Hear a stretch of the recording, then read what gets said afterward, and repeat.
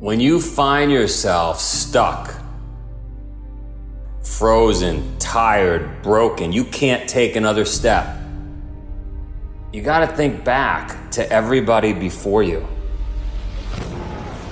I think about World War I, World War II, the Great Depression, Vietnam. People I know that are missing arms, legs. I know folks that had to cut their own fingers off. We've seen movies where someone had to cut his arm off to get to safety.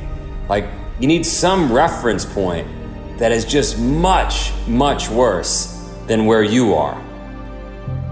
And then it puts it in perspective, and you take another 5 steps, and another 5 steps after that, right? Because when you're having that pity party in your head, and you can't move forward, there's 5 million people that have it worse than you. There's 50 million people that have it worse than you. So stop complaining, take a few steps forward, and remember, you have 8 days left in you.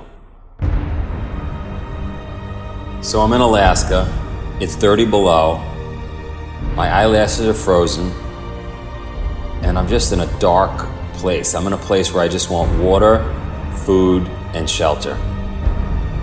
I want to go home. I can't believe I put myself out here.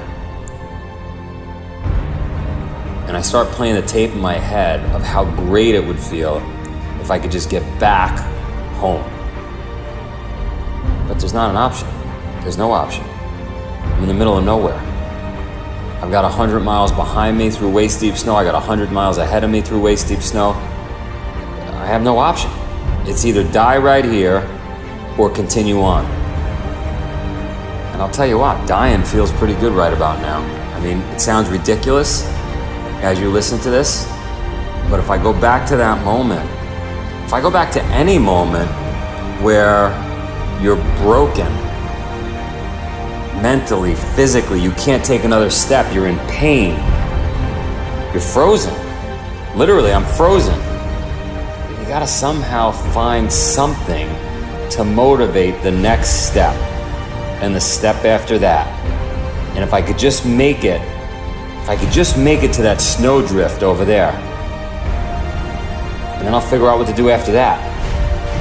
Even when you think you can't take another step, even when your mouth is dry because you haven't had water, you're eating snow, you're starving, you're burning 14,000 calories a day, you can't take another step, you have 8 more days in you.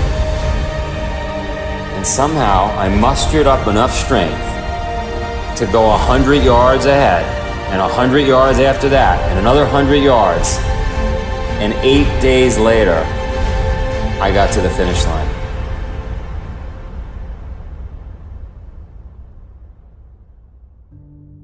We definitely all stop before we have to.